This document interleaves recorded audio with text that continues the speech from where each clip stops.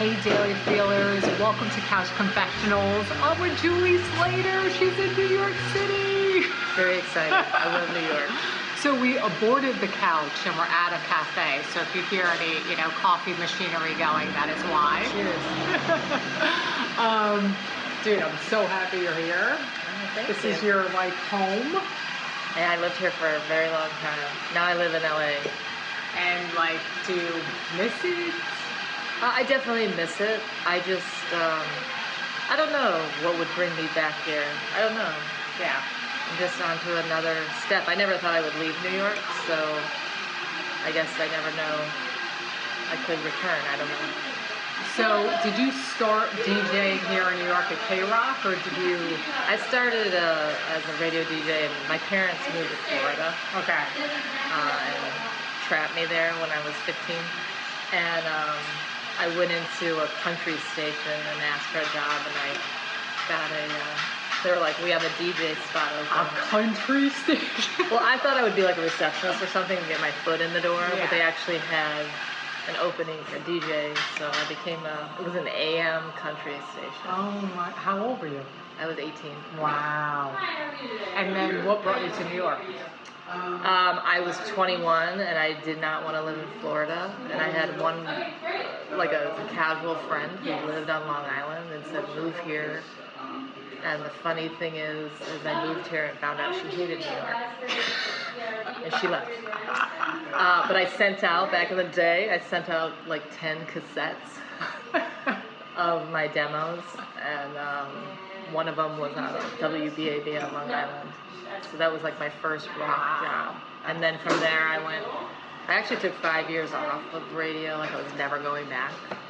And I went back to school and got my degree, and then a station opened up, Q104, which was playing really cool music, like Alice in Chains and Tool. Nice. So I got a job there, and then I got the K-Rock gig. Crazy. How old were you when you started K-Rock? I was probably 27, maybe. So can you share an amazing story of your K-Rock days? I know that you followed Howard Stern, right? Right. I would say my coolest time was with Scott Weiland, because I got to, big fan, and I got to interview him. And there's some bands that you meet maybe 15 times, and they never remember you at all, like the band live. And not that you expect them to remember you, but I mean, I was, at the Howard Stern station where they came to all the time. But Scott Weiland, remembered everything we talked about, and it really, it was a sweet moment. Oh my goodness. High and all, he remembered. Yeah. Now, what a loss. So you're still DJing. What do you love about it? And what is the biggest kind of, threat about it? The greatest thing about it is I love music. So you get to play music for a living, which is great. The downside is that everything's changing, and I'm trying to see what I can actually say. Things are changing, and just I would say my time at K-Rock was really the height of everything being cool. Yeah. Free concert tickets all the time. I mean, you got, free music, everything. Without getting too into it, that was definitely an era that we'll never probably return to. It was less, I guess I want to say it was less corporate, even though it was still corporate. Yeah. Now it's super corporate. Now, even just all the stations are clustered into one building. Yeah. So you used to have your own unique kind of station, but now it's all in one. And sometimes people are on multiple stations, and there used to be one traffic person who handled all the commercials for one station. Well, now they do 10 stations. Yeah. When you were at K-Rock, because I listened to you, I was at Team People, and I always say that I will never, that was my glory days. I will never have a job quite like that again. Right. Things change and life ebbs and flows, but I hear you when it's like that. You go back to that one and you job. don't even, sometimes you don't even know it's happening at the time. Oh no. Like Exactly. we all of us DJs, we're just like, I mean, the life we were living. Yeah. It's just, I don't know why it's so different. It just is. Yeah. All right, so I asked every blogger this.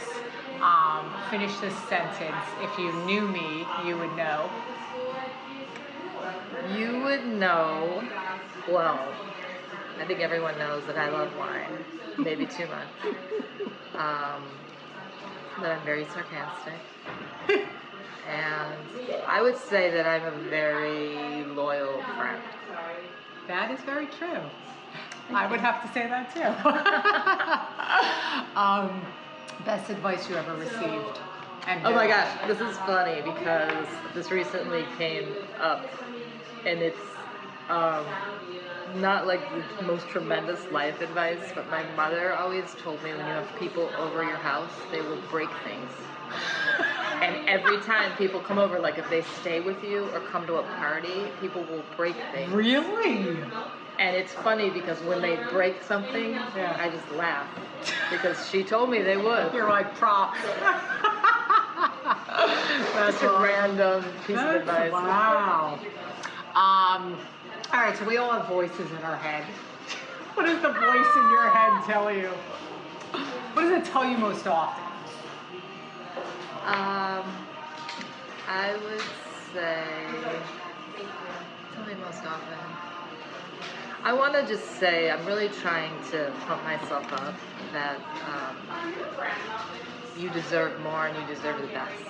Awesome. Love that. Okay. What is the chapter in this life called? If you had to like name this chapter, what would it be called? Well, daily feelers. If you've read, I've done 2 blog posts. The last 2.5 years, I haven't been working full time for the first time in my life. So I'm going to call this chapter Trying to Float During an Earthquake. That's what's happening, friends. Cheers. I'm looking at your tats. Do you feel like tats are like symbolic of a certain time in your life? Oh yeah, for sure. So tell me about these. Well, these are lotus flowers, and I got this first one when I was, which is a whole nother story we can get into, when I was in that death class. I took a death class for a year where you spent a year of your life as if you were going to die after the year to get your life in order. So the lotus flower is all about just being, well, the best part about a lotus flower is that it grows in these muddy waters, and it can only grow that way, and then it becomes beautiful. It kind of like helps you get through tough times. Yeah. So both are, so that I got them like 2 years apart. I guess I was just still in this blossoming phase, and also I had it took me a long time to meet the love of my life, and I got this one after meeting him. So cool. What's your next tack? Is there a next tack? Oh my gosh! So this guy who did these, he moved to Germany. No. Yes, and it's very upsetting. His name is Christopher Conish. I don't know how it goes. Askew. His last name. Anyway, he was in town, but I didn't get a chance to get him. But my next tattoo, I want to get, because I love all the flowers. Yeah. I want to get a wild flower for Tom Petty. Oh man. We've lost so many greats. It like scares me. I'm like, I want to go see all these people because you never know. Right. You know? Yeah. It's very, very sad. Tom Petty was when I was 15, he was just like my favorite of all time. He's really my first like rock and roll crush. It's a good crush to have. You went to see Coldplay while you were here, right? Which is your other. Oh my God, no. Radiohead. Oh, please, yes. Can we edit this out? Good Lord. I used to love Coldplay at one point, but oh my God, I almost. We are not editing that out. Radiohead, the best band in the world. Seriously, they were like these last 2 shows. We went last night and the night before. They just like fill my spirit with everything that's good. Like I literally had tears during Fake Plastic Trees last night because it's just like so good. I'm so glad that happens to you at concerts, because sometimes it happens to me and I look around and everyone else is like joyful and I'm like, whoa. Well, sometimes I really get in my own head about my own life. I mean, I make a lot of decisions during concerts, or like just big thoughts during concerts, but I like that last night I wasn't like crying about my life. I was just like crying. So it was just so beautiful. And you were moved by it, yeah. Okay, so did we talk about your next tattoo? What is it? It's a wildflower. Oh, wildflower. That's right. That's right. Sorry, I'm like, need more coffee. Okay, what are you most proud of? I would say I'm most proud of my career, that I've really had an outstanding career. Yeah. I mean, we're working on it right now. But I know, I brag about you all the time.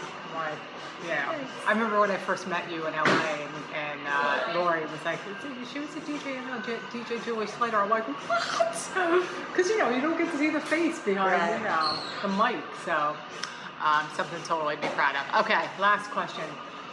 What is it that sets your soul on fire? it's obviously music. Yeah. And seeing a great live band, like, you know, I posted something the other day that Radiohead's the best band in the world and you're an idiot if you don't love them. And of course people are like, I hate them, which is so crazy. But to me, so then last night I was like, okay, let me just forget Radiohead.